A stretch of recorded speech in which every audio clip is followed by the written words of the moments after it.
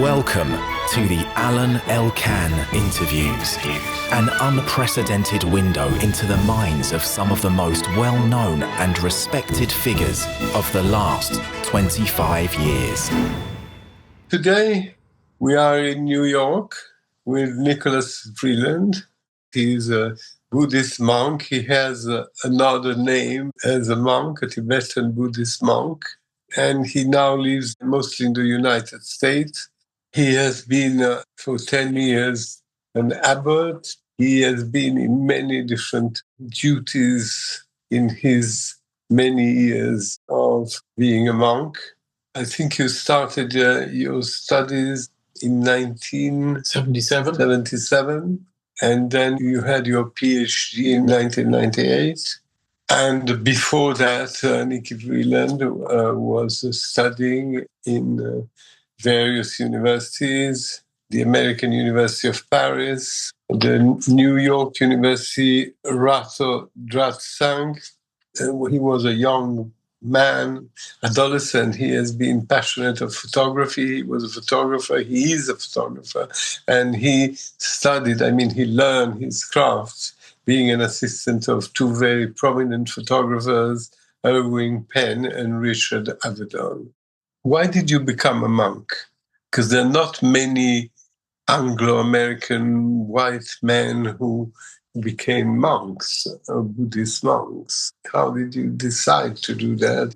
As a result of studying with a Lama here in New York for a number of years, I arrived at a point where I saw that being a monk was the most effective way of immersing myself in a spiritual practice. And I realized that I actually had the freedom to do so, the opportunity to become a monk and to immerse myself in this process that I saw as being the most effective way to really practice along a spiritual path was there for me. It was available to me that I could do it. And so I developed this clear wish to, I should say that when I had that realization, there was something terrifying about it, because I did not think that I was going to become a monk. I did not have that as an aim in life. We knew each other. It was not as if that was in the cards. But as a result of my Buddhist studies and seeing the value, the validity of a spiritual practice where you really immersed yourself in that world, in that environment, it was as if it was evident that I should do this. And as I say, there was something terrifying about that. There was something I don't want to say. Because also it was out of your natural culture. It would have been probably easier to become a Christian monk, or as you were raised in the Western world. I don't know that it would have been easier to become a Christian monk. In a sense, stepping out of our Western world into an Eastern world made that easier. There was something in that it was a physical step out of this world as well as an emotional or philosophical step out of the world I knew. That made it maybe easier. But you needed to do this, you needed a kind of training. How long did it take to switch from the life you had before to the life of a monk? So the transformation, if we want to call it that, the training that went into arriving at that recognition of the value of becoming a monk and the recognition that I actually could seize the opportunity, that took 4 years of really immersing myself in the study of Buddhism and in a serious way. And you did it in America? Or? In New York City. In New York City. And when I had that realization or that recognition or whatever, from that point to becoming a monk took another 3 or 4 years. And this happened in India? Or here. In New York. And it was really from that initial, whatever you want to call it, flame or recognition, because it was really as I say, terrifying recognition to it being a natural next step was something that the teacher I was studying with guided me along to the point where when I went off to become a monk, it was quite natural. But how did you live in New York City to doing this kind of parcours, this kind of training? How could you live surrounded by your usual friends or by life around you? How did you manage to live?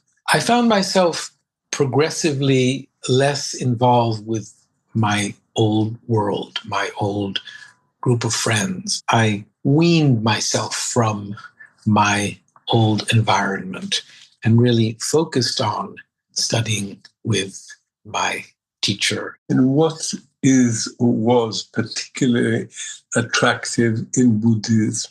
Because not many people know exactly what Buddhism is, right? I mean, obviously people who were born in that religion or philosophy, they know, but others don't. But there's a lot of respect about Buddhism, and there are many people who belong to other religions who say, ultimately I am a Buddhist. What does it mean? What did you find in that philosophy or religion or way of life? I suppose that the lack of a creator being, the lack of a God in Buddhism, the fact that our situation is the result of our own past actions and the way we behave will be what determines our future. The fact that responsibility for where we are and where we shall be rests on our shoulders makes sense. Do you pray?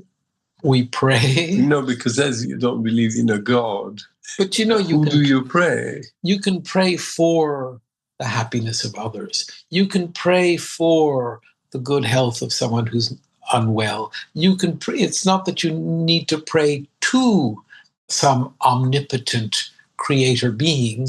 You can pray that that person improve or. So there are not prayers. I mean, there's not a book like Levanchi, like the Torah, like there is. The Buddha was an enlightened being, someone who had been an afflicted human being like us, who through a certain practice arrived at a realization of a truth and then began to teach the way by which one can come to recognize or realize, experience that truth. And there are different levels of realization of that truth, from an intellectual to a more realizational experience of truth. And truth in Buddhism is a quality that we attribute to ourselves and to the phenomena around us, which is a recognition that things don't exist inherently, that we do not exist inherently. And the more we recognize that lack of inherent truth of ourselves and of the parts of us and of all phenomena around us, the less we are attached to a sense of self, the less we are attached to others, the less we are attached to things. So what is the idea of love? A concern for others, a concern for the well-being. You're not attached. So concern doesn't need to come out of attachment. I mean, a doctor doesn't have attachment towards those whom he or she treats. A doctor does it out of concern and out of love, but it's not a love that necessarily comes from attachment. It's a love that comes from a wish to help. And this idea of non-attachment is because life is something that you have for a while, but then goes away. I mean, and you never know when and how. It's a metaphor of what the human life is. What, attachment? Not to be attached. Because anyway, if you are attached to all your belongings, in any way you will die, so you will lose them. But not Right. only when you die do So, you lose them, but your attachment to them imprisons you, makes you miserable, makes you never satisfied because with you what you worry have. about losing them. And once you become a monk, right? Because after you said more or less 8-10 years, you became a monk, and then you went to India, where you Became a monk in India. I went to India to become a monk. You went to India to become a monk. So, what is the life of a monk? What do you have specific duties? Do you have rules that you have to follow? Daily rules? So the rules that we have are mainly to remind ourselves that we are monks, or to make it in the singular, the rules that the vow I take as a monk and the rules that protect that vow are to maintain my awareness of the fact that I have made this commitment to work on myself. But I mean, you have monastic rules. I mean, Yeah. that you have to pray at a certain hour, Yeah. to meditate. Yeah. No? So there are commitments that I can make. They are not inherent in being a monk. Being a monk, you are working towards maintaining your awareness that you are a monk in order to preserve this vow or commitment that one has made to immersing oneself in a spiritual path. Once you are a monk, there are commitments that you might make. You may receive a teaching from a holy being, a lama, a teacher, on techniques by which you can cultivate concern for others and diminish self-cherishing.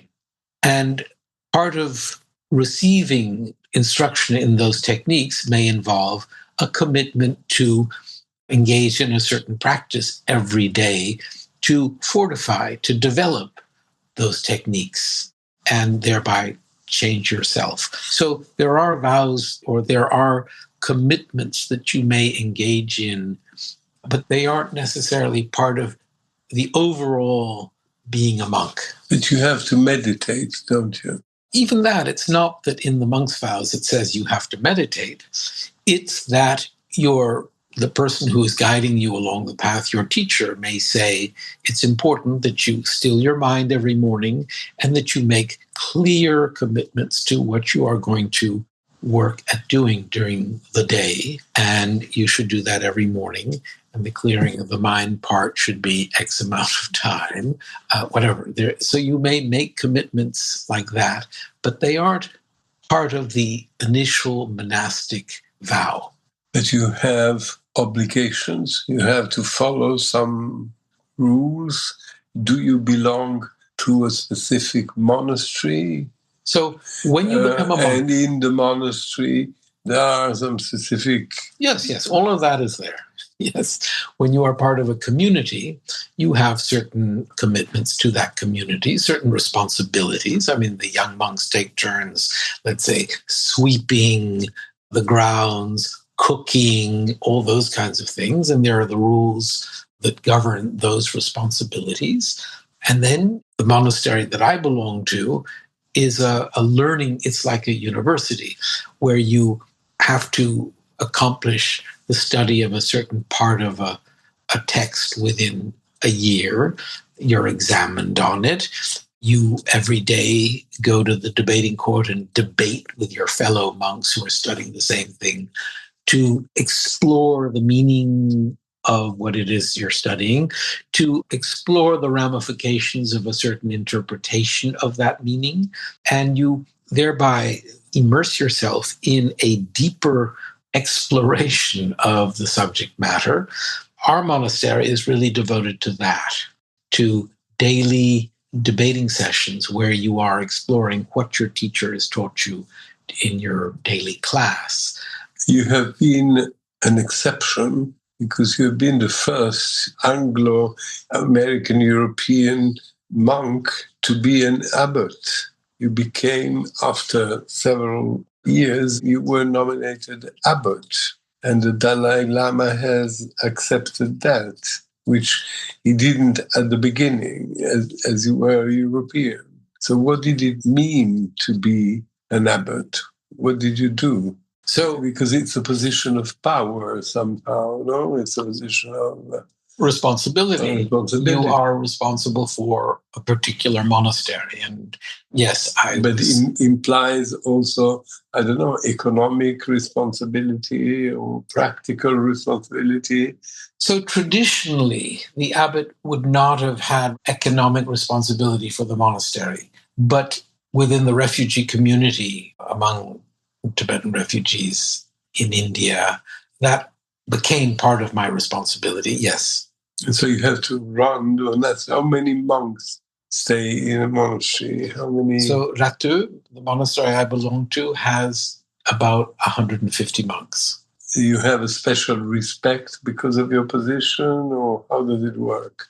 Oh, yes. Yes, it's very hierarchical, and the abbot is at the top. And so, yes, there are even Tibetan traditions where I was very surprised as I walked around upon becoming abbot. Usually the abbot is always accompanied by his attendant. And if I were to walk around the grounds of the monastery, if there was a group of young monks who were sitting in the dining area eating, they would all stand immediately, stop eating and just stand. If I came across some young monks who were in the pathway or whatever, they would all run away. And it was a real surprise to me because, I'm still the same person.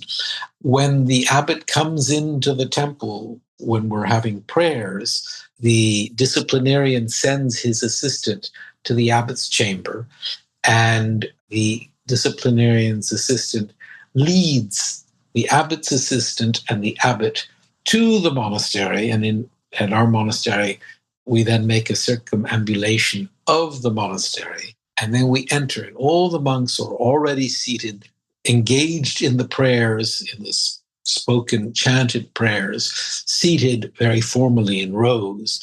And when the abbot enters, the disciplinarian bows and welcomes him, and all the monks bow down. They're seated cross-legged on mats on the floor. How did you feel? Well, it's quite something. And the abbot has to walk following his attendant up to a throne, sort of 1 meter high throne, which the abbot then sits on. And as soon as the abbot is seated, all the monks then sit up again. That's the formality with which the abbot is regarded. That you eat all together, or? The abbot eats separately in his apartment, in his place, and has an attendant who cares for him. And the food from the monastery is brought to where he stays, and a cook or someone can make extra food or whatever the abbot wishes. Now, the abbot is definitely well taken care of. And the abbot has a special relationship with the Dalai Lama. I mean, you had this relationship because you worked with him, no? And you edited 2 of his most important books. So besides the fact that you were an abbot, you had constant relationship with the Dalai Lama? The relationship that I have with His Holiness is a very formal one. I would request an audience and request His Holiness the Dalai Lama's advice on something, guidance, whether it was for the monastery or whether it was for my own spiritual practice. But there remained, from my side, a formal quality to that relationship. Who is the Dalai Lama? I mean, he's like a king. What does he represent for you? Not only for you personally, but for the Buddhist monks or abbots. For Tibetans, in Tibet, the Dalai Lama is the temporal and spiritual ruler of Tibet, and was, until he had to leave in 1959, the ruler of Tibet. Starting in 1950, as China invaded Tibet, and really the Chinese Communist regime destroyed monasteries, imprisoned monks, killed monks, and worked at destroying the Tibetan way of life and infrastructure. In Tibet, though people may, on a personal level, have great faith in His Holiness the Dalai Lama, the political system is that of China. And however, His Holiness came into exile to India in 1959, with a group of about 100,000 Tibetans, monks, nuns, lay people, and reestablished a government in exile, which initially the Dalai Lama was the head of. So he continued to possess this temporal responsibility as well as spiritual responsibility for the people, Tibetan people. I don't remember the year, but he worked very hard from the beginning at developing, cultivating a more democratic system with a parliament and with ministers, with which he led, which he was on the top of. And initially, there were elections for the members of parliament, but the ministers of the departments, the Department of Culture and Religion, the Department of Health, the Department of Education, the Department of Foreign Affairs, all of these departments had an administrative staff in exile, as well as a minister. The minister was a monk? No. Might be, but no, usually not. The minister of the, let's say, the Department of Religion was often a monk, but not always.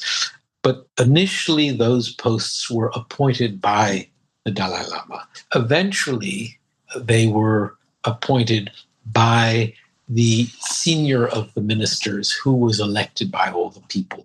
So over years, a more democratic system evolved, and it was done step by step, so that today the Dalai Lama is no longer the temporal leader of the Tibetan government in exile, but he maintains spiritual authority over Tibetan people and anyone who may have faith in him. So your question was, who is the Dalai Lama? So he is the spiritual leader of the Tibetan people. He had been the temporal leader of Tibet. The position of Dalai Lama is not like the Pope, where it's the top of a hierarchy where he has full control over his flock. The power or the faith that one may have in him, the power that one may attribute to him, comes from us, so that you may have among even Tibetans those who don't have faith in the Dalai Lama, though I'd say a majority of do have total faith. What do they view him as? They view him as the embodiment of compassion. There is in Buddhism, which doesn't believe in a creator being or a God, a belief that there are these qualities that we work at developing, such as compassion, loving kindness, the skillful means for acting upon that concern for others, these different qualities, which can be given a form, which can be thought of as possessing some kind of identity. So the quality of compassion, that wish to remove the suffering of others, is considered to be embodied in or by the Dalai Lama. You became a better man over the years. You have to ask other people that. I'm a very... But you feel better? I feel happy. And I feel that I might be of a little more help to others. I don't think that when we knew each other many years ago, my concern was necessarily to be of service to others. That wasn't, if what I did benefited someone else, fine. But it wasn't my aim. I try to actually be of some benefit to others now. That you keep on being a photographer. And I honestly believe that the world that I photograph and that I share with others by my photographs are unique, and that sharing it with others is, something. Why unique? Because of the subjects? Yes. What are your subjects? The places I go, the people I meet, the world that I inhabit, whether in India or wherever I go. The accesses that it's not that I pull out my camera if I'm with the Dalai Lama, for example, though I have You started by taking picture of him. No? Yes. That's the way you met him. Yes. Photographing him. So he very well knows that you are a photographer. Yes. And, I arrived in India back in 1979 with this big wooden view camera that I had and I had the opportunity to photograph all the teacher of the Dalai Lama and one of the debating partners of the Dalai Lama. These sort of very important people within the spiritual hierarchy of Tibetan Buddhism. And I requested permission to photograph His Holiness and received it and set up my camera. That was the first time I met him.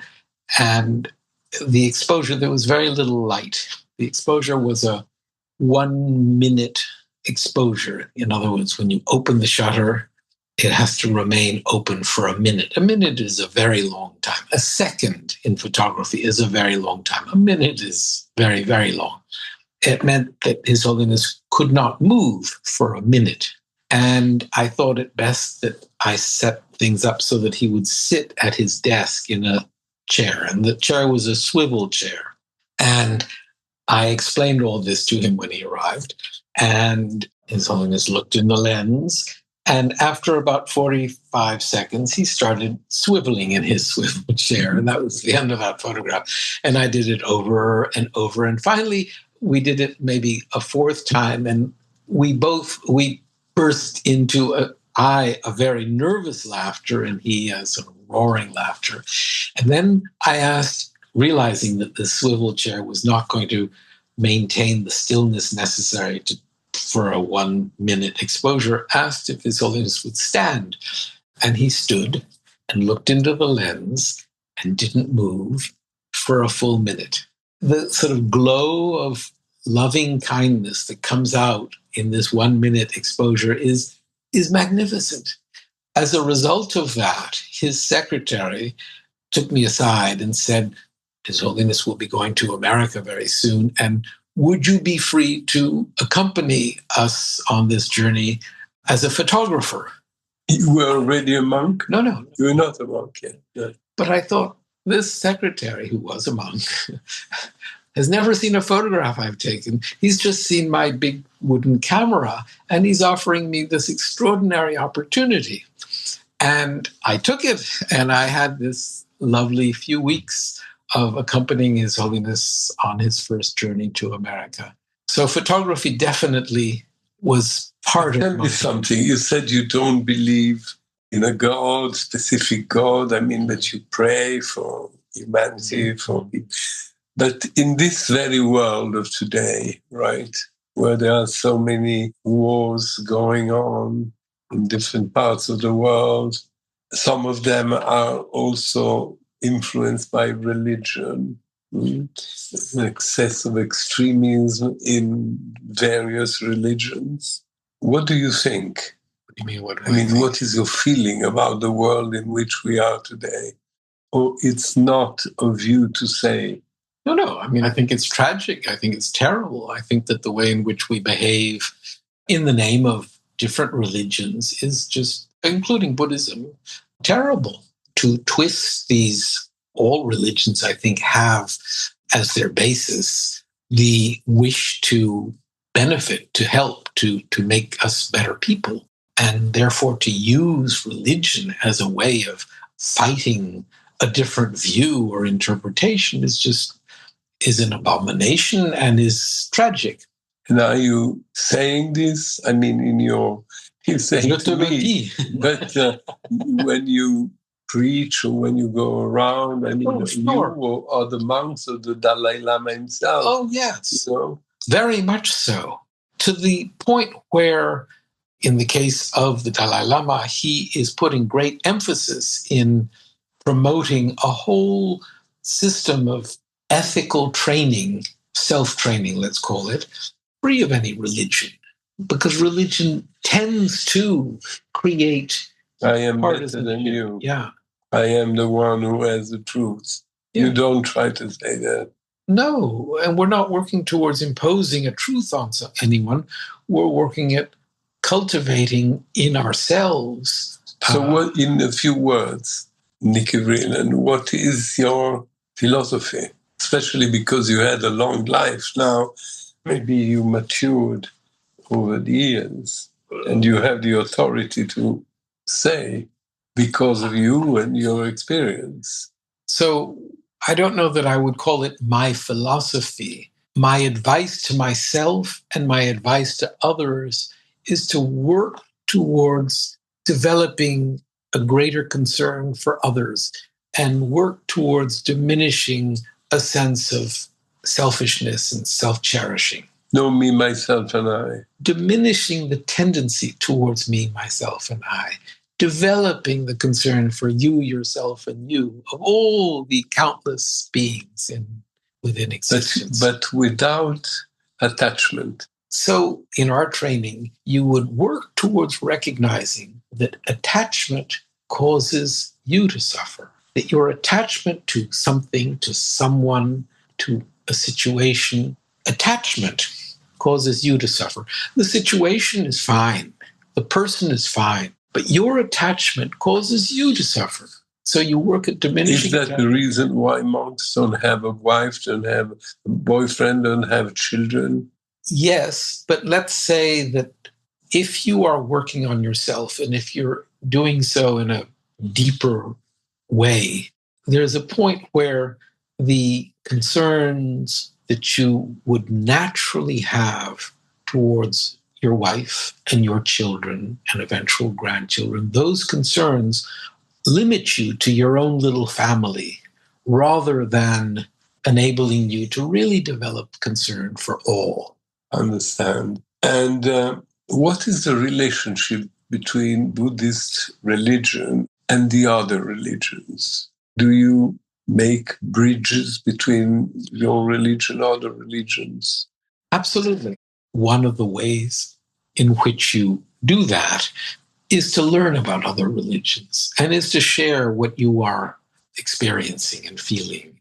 And those kinds of dialogues didn't exist so much before the 20th century.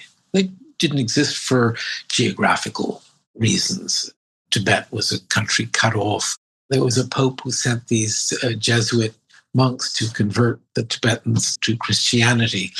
And the Dalai Lama actually organized for them to learn Tibetan and learn principles of Buddhism and Buddhist logic and Buddhist philosophy so that they would be more equipped to challenge Buddhist concepts. And there were debates that were held. And so there have been dialogues from long ago, but it's not until the 20th century, until the opening up or the arrival of the Tibetans in exile, that communication has really happened. And it's happening more and more. So in order to end this conversation, in so many years, what do you think you have achieved? I think that to find myself in my 70s happy, content. Content doesn't mean proud. No. Content means not ambitious and remaining committed to a discipline and a commitment to working on myself. I'm happy with all that. And you had many bumps in your choice.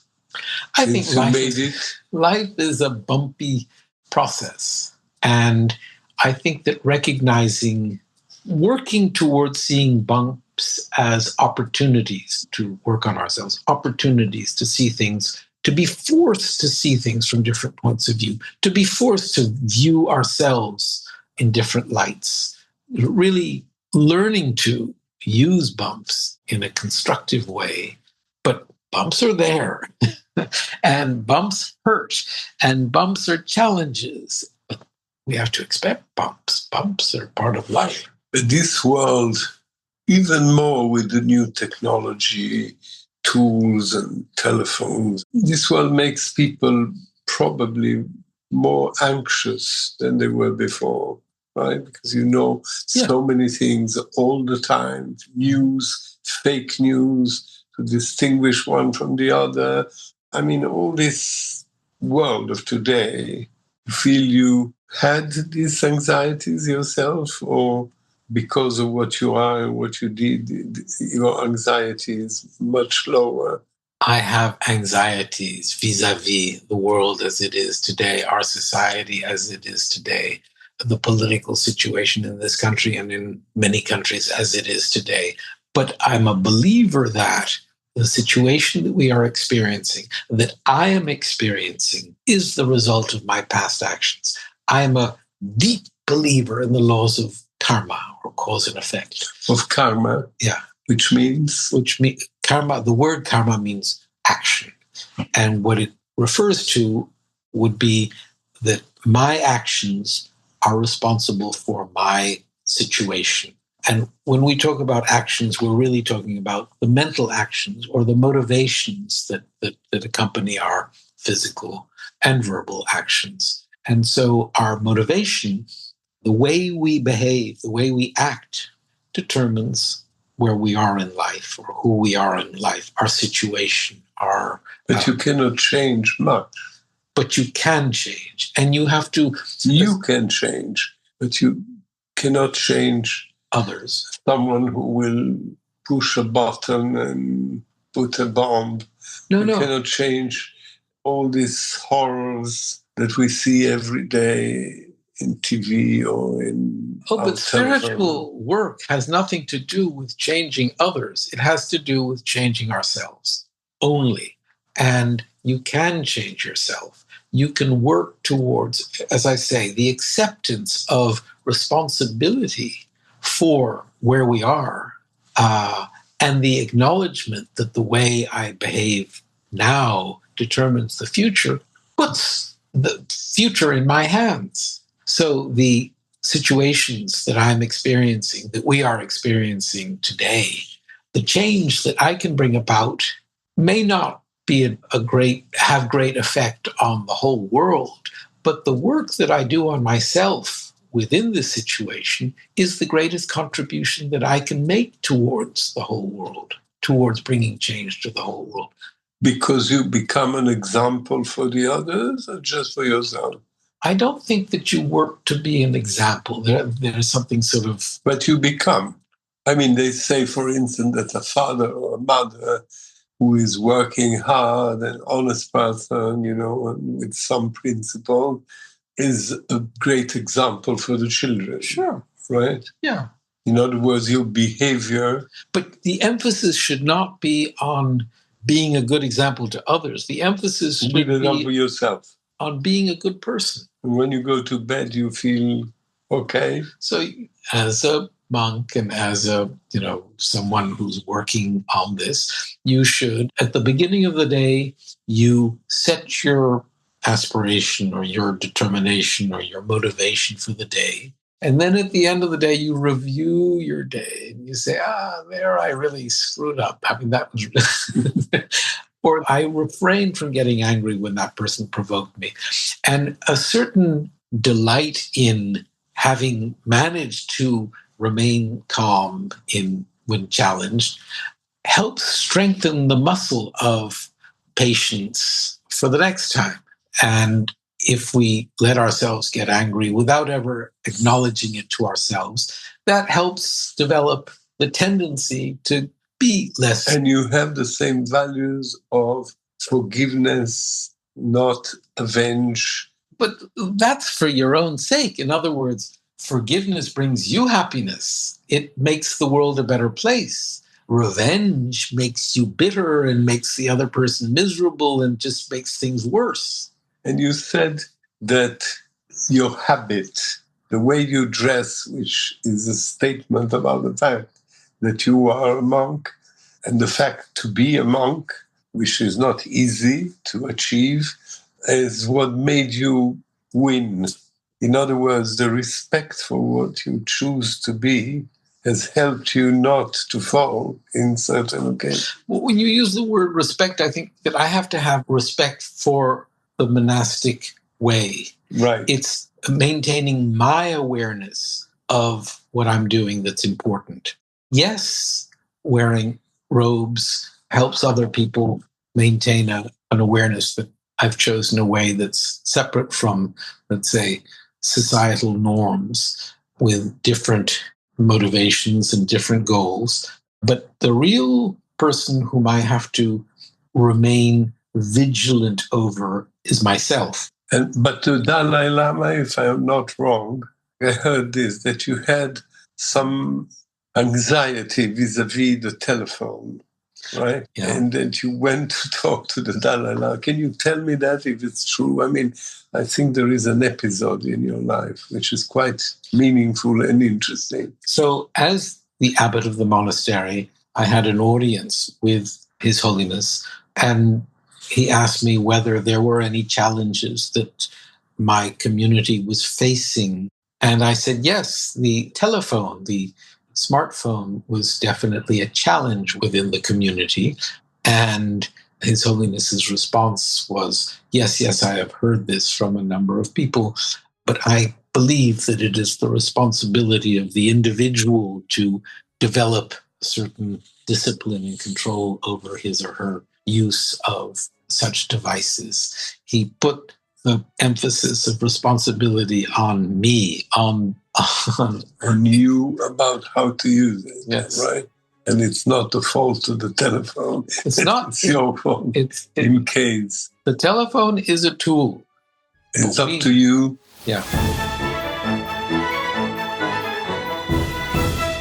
Alain Elkann interviews.